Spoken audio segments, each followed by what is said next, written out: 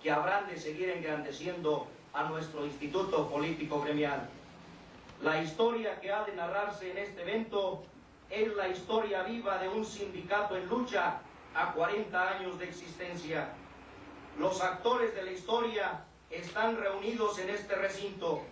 Contamos con la presencia del fundador del sindicalismo magisterial, secretario general en el periodo 1952-1955, 1955-1958, profesor Agripín García Estrada.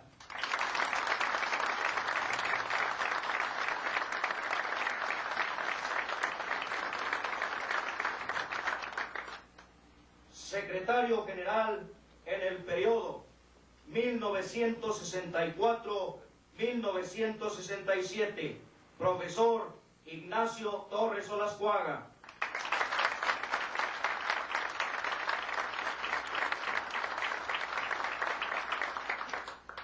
Secretario general en el periodo 1967-1970, profesor Sixto Nogués Estrada.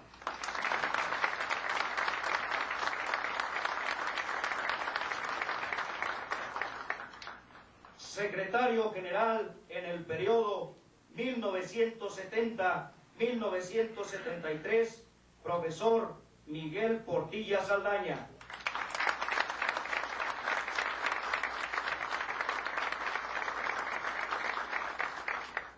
Secretario general en el periodo 1976-1979, profesor Germán García Moreno Beltrán.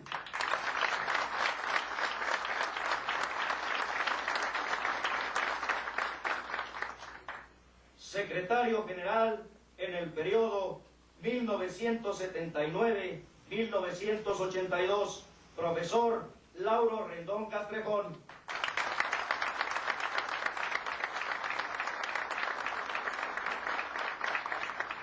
Secretario general en el periodo 1982-1985, profesor Héctor Luna Camacho.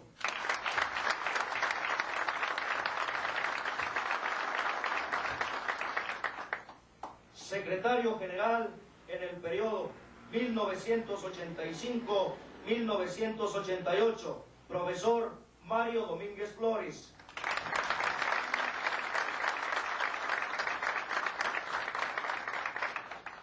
Secretario general en el periodo 1988-1991, profesor Ricardo Suárez Flores.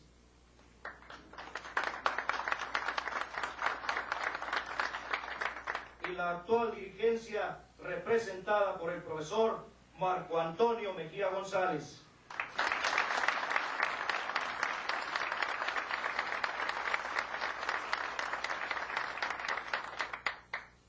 Asimismo, tenemos la presencia de dos distinguidos sindicalistas y miembros de comités ejecutivos estatales, profesor Enrique Gómez Bravo, director general de Operación Educativa.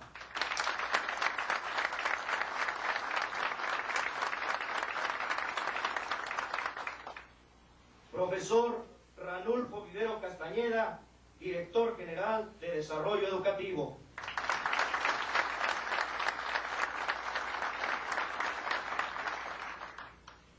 Nos distinguen con su presencia los señores subdirectores, jefes de departamento, coordinadores regionales y secretarios de nuestras delegaciones sindicales. Autor de la galería pictórica de exsecretarios generales y diseñador de varios logotipos que han caracterizado a los diferentes trienios y quien tiene en proceso el retrato del profesor Ricardo Suárez Flores, al pintor y maestro Pascual Santillán.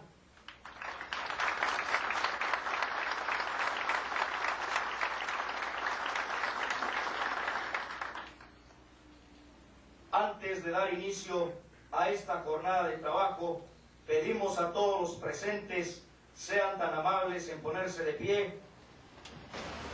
Reitero el beneplácito del actual Comité Ejecutivo estatal del Sindicato de Maestros al Servicio del Estado de México, por contar con la presencia de los distinguidos sindicalistas que a lo largo de 40 años,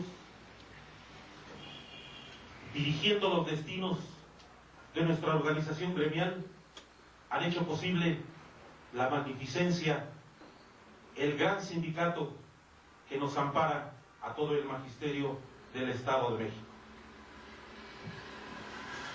Como antecedente en el asunto que hoy nos reúne, permítaseme hacer una breve referencia de los antecedentes de nuestra organización. He de decir que los movimientos sociales que antecedieron a la integración de nuestro organismo gremial se ubican en la década de los años 30 y 40 de este siglo. En 1932, el gobierno del general Filiberto Gómez ordena una reducción del 10% en los salarios de los maestros, razón por la que los compañeros que integraron en ese momento el gremio magisterial se organizaron y formaron la llamada Liga de Maestros, con las consecuentes represiones. En 1936, el gobernador Eucalio López ordena el despido masivo de los maestros estatales. En 1940, la sección 15 del Sindicato de Trabajadores de la Educación de la República Mexicana, que aglutinaba a los maestros del Estado de México, al solicitar estos mejoras salariales y laborales, reciben el rechazo de parte del gobierno de Wenceslao Labra, creándose el bloque de maestros para dividir al sindicalismo organizado. Y es precisamente en la década de los años 40 cuando se gestan las condiciones que hicieron posible la integración del Sindicato de Maestros al servicio del Estado de México. Pero la historia no son datos solamente, tampoco son simples narraciones. Por ello, dejo en uso de la palabra al fundador de nuestra organización gremial, el profesor Agripín García Estrada, quien habrá de narrarnos las vivencias de su periodo al frente.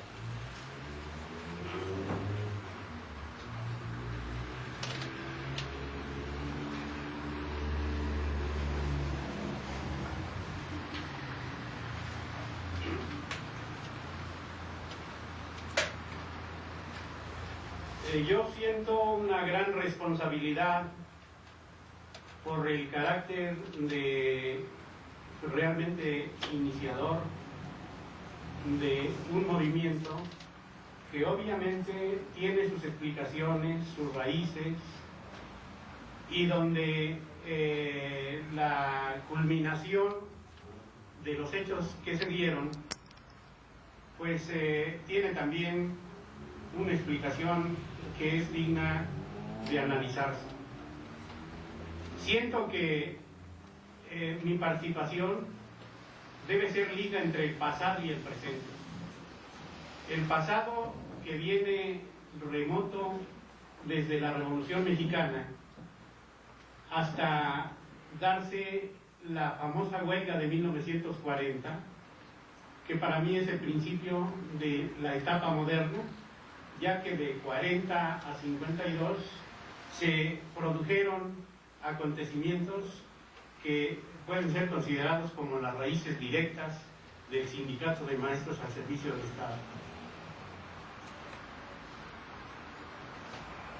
Al revisar documentos, sentí que el problema iba a ser tratar de exponer tantas cosas importantes que se localizan al revisar los documentos en tan breve tiempo. El peligro de omitir lo importante y de resaltar lo secundario. Pero seguramente que esta intención de innegable valor para nuestro sindicato es el principio de una serie de actividades que deben llevar a sistematizar el uso, en la constitución de la historia de nuestro sindicato. No se puede decir en unos minutos, ni se puede coordinar con tan pocas personas. Obviamente nosotros somos el archivo viviente. Obviamente nosotros debemos decir lo que nos consta, y aun aquello que nos consta a veces puede estar deformado por nuestro sentimiento particular, que es inevitable. Algunas cosas pueden haberme calado muy hondo, y las voy a resaltar como las principales, pero ya analizadas con riguroso sistema científico, pues tiene que encontrarse la forma de darle el cauce definitivo para crear la historia. Y en eso seguramente nos van a auxiliar los especialistas, las gentes que saben escribir lo que nosotros vamos a decirles que vivimos, lo que nosotros vamos a confirmar que realizamos. Bien, efectivamente yo considero que el surgimiento de nuestro sindicato está ligado con el acontecimiento que conocemos como la huelga de 1940.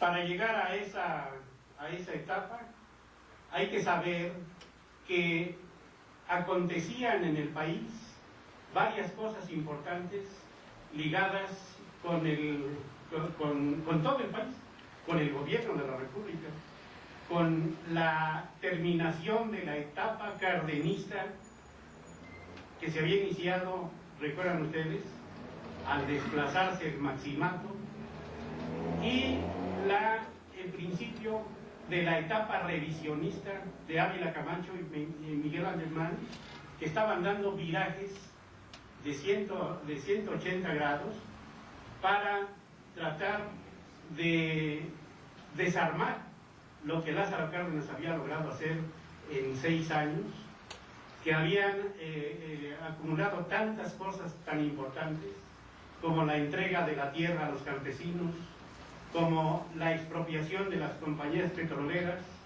como la fundación de los organismos populares de obreros y campesinos que le respaldaron en su política, y que en cierta forma había ido más lejos, los acontecimientos habían ido más lejos de lo que el propio Lázaro Cárdenas, hombre excepcional, había pensado que podía llegar a ser.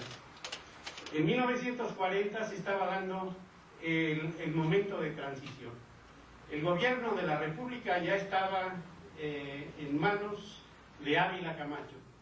Fue entonces cuando el sindicato nacional, era el Sindicato de Trabajadores de la Enseñanza de la República Mexicana, el STERN, cuya sección 15 en el Estado de México agrupaba a maestros federales y estatales, había planteado movimientos de presión, no solamente en el Estado de México, sino en varios estados del país, con el propósito de calar la actitud del anticardenismo que estaba tomando fuerza, y donde con la ayuda abierta de la embajada norteamericana estaba produciendo un enfrentamiento con las fuerzas populares. Realmente se había dado el enfrentamiento entre las fuerzas del Frente Popular, en donde había marcado liderazgo definitivo Lombardo Toledano, junto con los sindicatos nacionales de petroleros, de mineros, de electricistas y sectores importantes de la población, como incluso empresarios progresistas que veían que el futuro de México estaba en el crecimiento de la industria nacional para impedir que se entregara nuestra economía al imperialismo yanqui. Realmente todavía en algunos aspectos estas manifestaciones estaban produciéndose y estaban calando incluso hasta sectores de la sociedad que tenían poca participación en la vida política del país. Bien, ese es el cuadro a grandes rasgos que se estaba presentando en 1940. En el Estado de México, el Sindicato Nacional había propiciado la declaración de una huelga que en realidad no fue preparada ampliamente en la base de los maestros del Estado, sino fue decretada por la dirección del Sindicato Nacional y fue llevada a cabo casi en forma sorpresiva. De ahí que ya estando en huelga, muchos maestros que trabajaban en regiones apartadas no sabían que había huelga. Simplemente les habían ordenado, y lo habían ordenado los inspectores, que eran federales y que estaban realmente alentando el movimiento de huelga en el Estado. Esto determinó que la huelga, aunque se realizó en forma a veces heroica, cuando se fueron los maestros del Estado a Los Pinos a tratar de conseguir el auxilio, el respaldo del presidente Cárdenas, que ya estaba yéndose, porque ya había presidente electo, no se consiguiera más que los canalizaran a la Secretaría de Educación Pública y ahí se resolviera en forma administrativa. Cuando la Secretaría le daba al gobierno del Estado unas plazas para que incrementara los recursos necesarios para hacer algún aumento de sueldo a los maestros. Y además, aceptando o teniendo que aceptar la salida de un grupo de compañeros dirigentes del movimiento, en donde se señalaban a 13 compañeros que habían sido las cabezas notorias y que el gobierno de Labra señalaba como condición para dar por terminado el movimiento.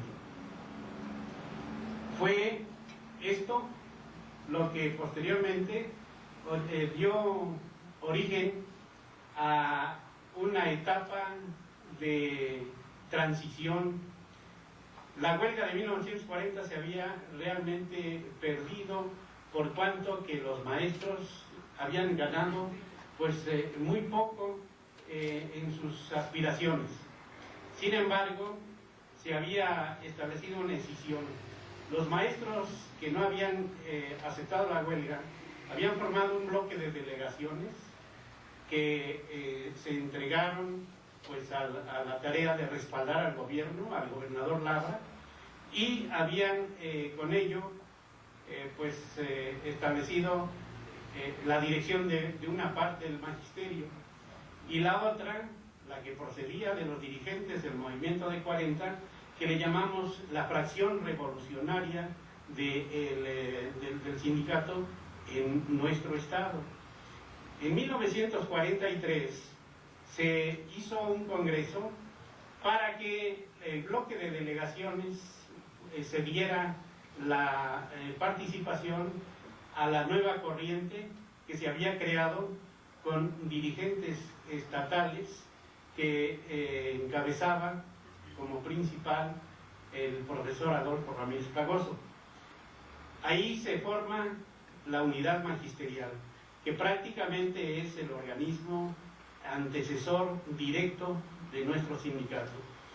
Dentro de la unidad magisterial habían subsistido esas dos corrientes, una que era la heredera de la corriente revolucionaria que había estado actuando en la huelga, y otra que era la heredera de la corriente que le llamamos entonces gobiernista, que había estado con el gobernador Labra y que tenía como dirigentes a Marcos Quirós Gutiérrez, a una maestra Márquez, a Clara del Moral y otras personas que tenían puesto relevante.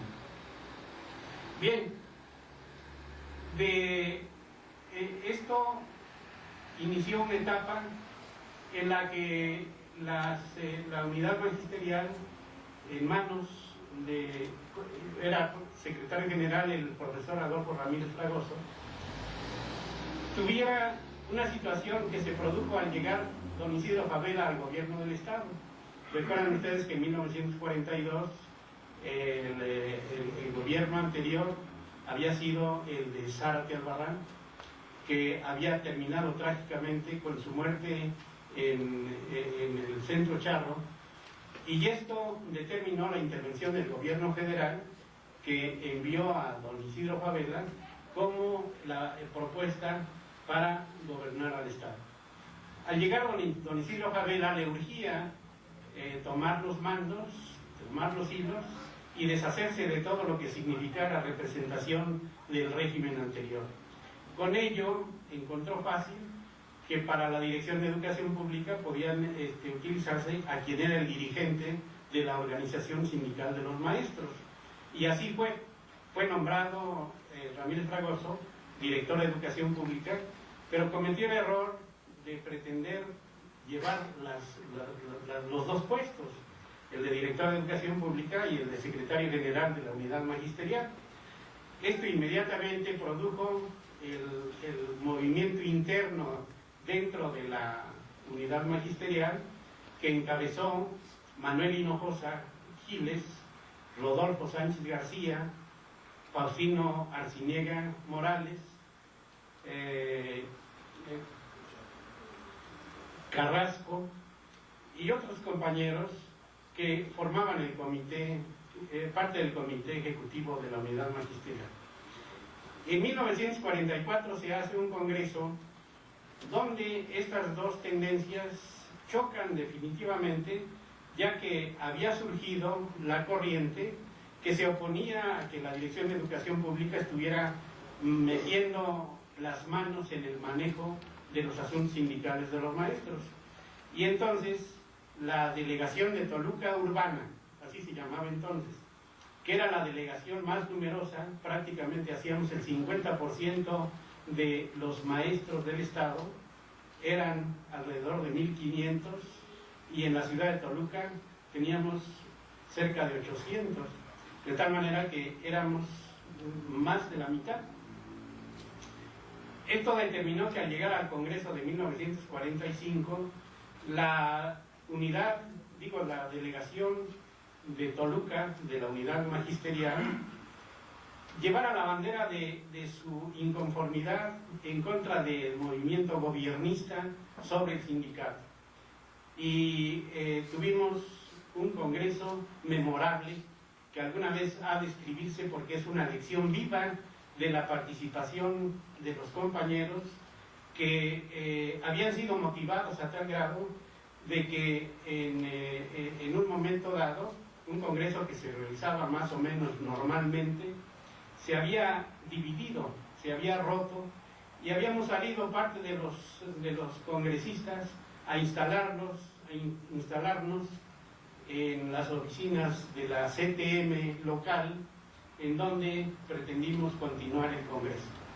Pero después vinieron pláticas de avenimiento, vino la concertación de una tregua y finalmente el nombramiento de un comité ejecutivo que había sido propuesto por la propia delegación de Toluca y la parte de la directiva de la unidad magisterial que estaba dirigiendo los debates.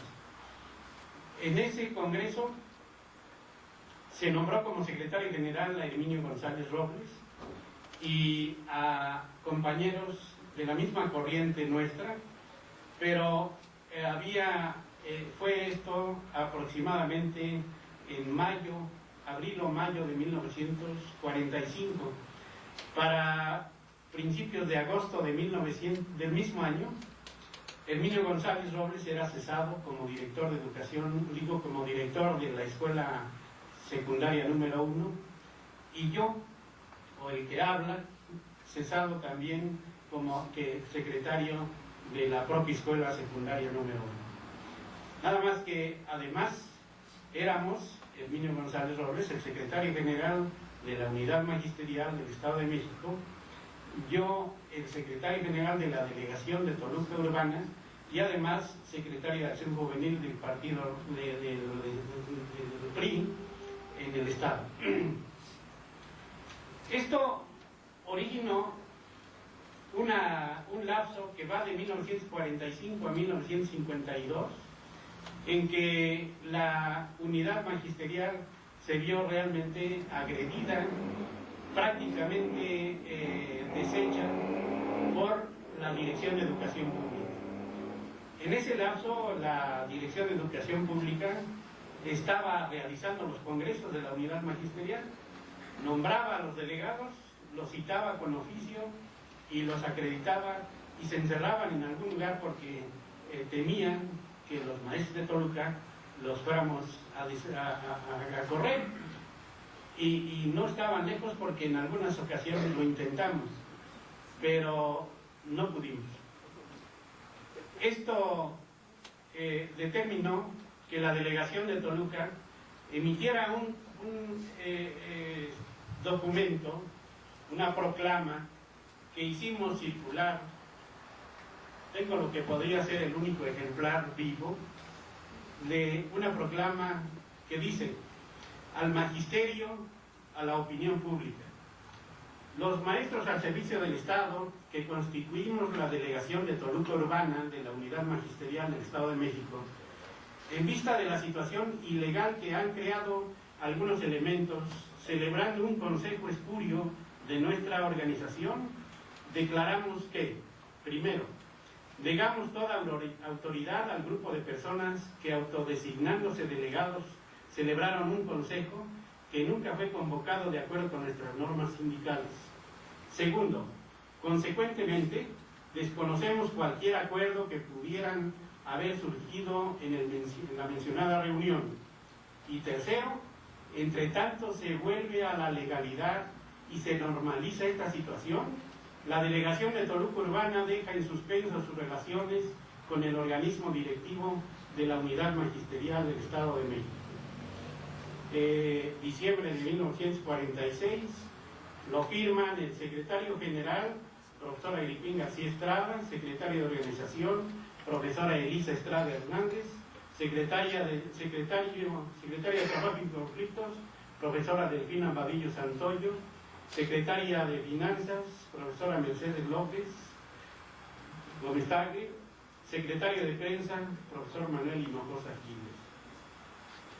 Esto marca, decía yo, la etapa en donde prácticamente la delegación de Toluca se convirtió en otra entidad sindical. Recibimos inmediatamente el respaldo del Comité Nacional del Sindicato de Trabajadores de la Educación y incluso se inició el proceso para crear la sección 50 del Sindicato de Trabajadores de la Educación, que seríamos nosotros, es decir, la corriente que había decidido desligarse de la parte del sindicato que estaba manejando el gobierno del Estado. Tuvimos la respuesta e incluso se avanzó en el proceso, nada más que estaba a punto de concluirse en 1951, cuando las circunstancias cambiaron y al cambiar el gobierno del ingeniero Salvador Sánchez Colín, urgido de desplazar también a todo lo que olía a Del Mazo, que había sido el gobernador anterior, pues necesitaba desvincular a los directivos anteriores y tuvimos entonces la oportunidad de tener primero la anuencia, la simpatía, el respaldo de Salvador Sánchez Colín, que había aceptado la sugestión para el nombramiento del director de Educación Pública, a Domingo Monroy, y que nos dio facilidades para que se recorriera el Estado. Hacia todos los puntos del Estado salieron comisiones que prepararon la elección de delegados y que produjeron el Congreso todavía de la Unidad Magisterial, que debía celebrarse en agosto, el 22 de agosto de 1952. 52. Así fue, la inauguración que hizo el propio gobernador del estado, Sánchez Colín, se hizo reconocimiento de las demandas que tenía el magisterio, se adelantaron algunas concesiones y finalmente en medio, duró 2 días, el 22 y el 23 en la noche se clausuró, y al clausurar, en medio del trabajo, se propuso que lo que había estado funcionando como Congreso de la Unidad Magisterial se declarara Congreso Constituyente del Sindicato de Maestros al Servicio del Estado, y que a partir de entonces la Unidad Magisterial terminaba su función ahí para que surgiera la nueva organización. De tal manera que al elegirnos el Comité Ejecutivo ya fue con el carácter de secretario, Comité Ejecutivo del Sindicato de Maestros al Servicio del Estado de México. Esto satisface una de las dudas. Y no es posible que sigamos haciendo análisis, solamente quisiera yo hacer algunas precisiones, a reserva de ampliarlas en su oportunidad y por los medios que el Comité Ejecutivo estime convenientes, para que en búsqueda de la verdad histórica podamos ubicar algunas cosas que se han torcido por las interpretaciones periodísticas o por las publicaciones que en forma superficial y ligera han proliferado acerca de esto que es tan importante. Por eso pensamos que el interés que tiene el Comité Ejecutivo es loable para que se establezca o se escriba la verdadera historia de nuestro sindicato. Al entrar en funciones, nuestro comité establecimos un proyecto, un plan que llamamos Plan Trienal de Trabajo, que contenía estos asuntos. Primero, búsqueda del aumento de sueldos, que ha sido una demanda siempre vigente y con la que los maestros se entusiasman, de tal manera que en esa ocasión era urgente hablar de aumento de sueldos. Segundo, el establecimiento del horario continuo, que hasta entonces había venido funcionando como horario discontinuo. Trabajábamos de las 9 a la 1 y de las 3 a las 5 en todas las escuelas. De tal manera que, y ya se había intentado que este horario se modificara en vista de lo que ya se había hecho en la Ciudad de México, que era prácticamente de donde surgían las normas que después los estados seguían, pero aquí había venido habiendo resistencia porque se había ligado siempre como demanda o como exigencia sindical que el gobierno se resistía a aceptar.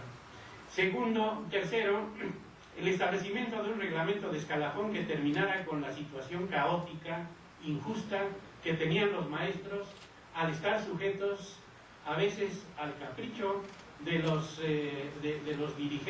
directivos de educación, de la intervención de los presidentes municipales, de los diputados, y todas las gentes que tenían alguna influencia en el gobierno podían determinar cambio de profesores, cambio de adscripciones, cambio de categorías, suspensión de sueldos, etc. Las reformas a la ley de pensiones, que se había establecido un año antes, pero que había nacido con muchas fallas, con muchas carencias, que nosotros advertimos inmediatamente y que nos propusimos corregir.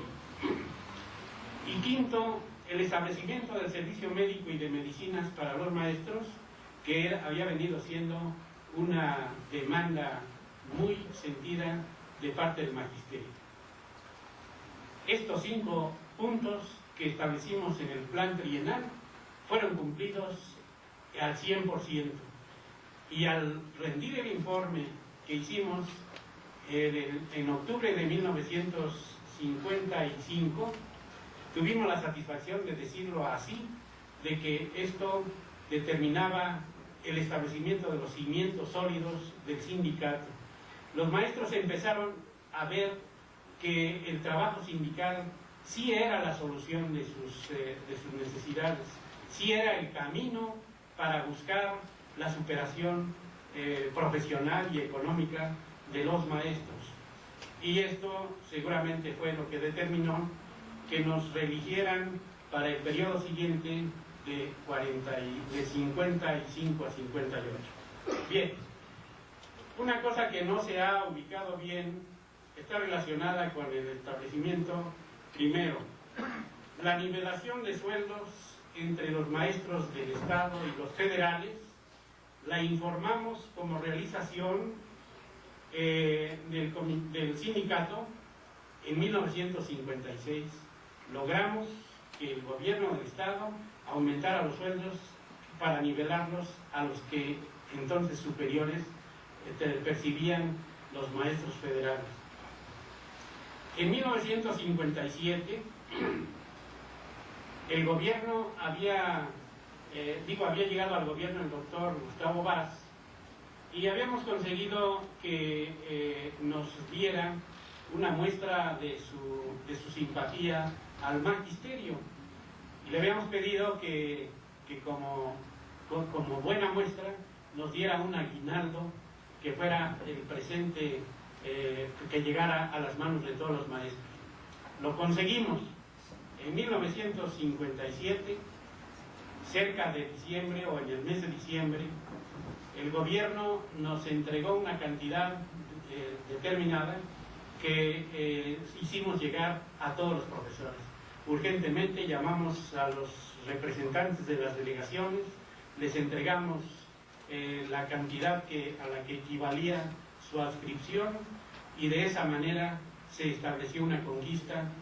Claro, el aguinaldo eran 50 pesos, pero que en ese entonces eran 50 pesotes y en la época y para la fecha resultó una medida muy bien recibida por parte de los maestros. Así como esto, y en los informes que en su oportunidad se rindieron, hay muchos datos que seguramente van a servir de información cuando este trabajo que nosotros estamos proponiendo que se haga en forma sistemática se convierta en la historia de nuestro sindicato. Bueno,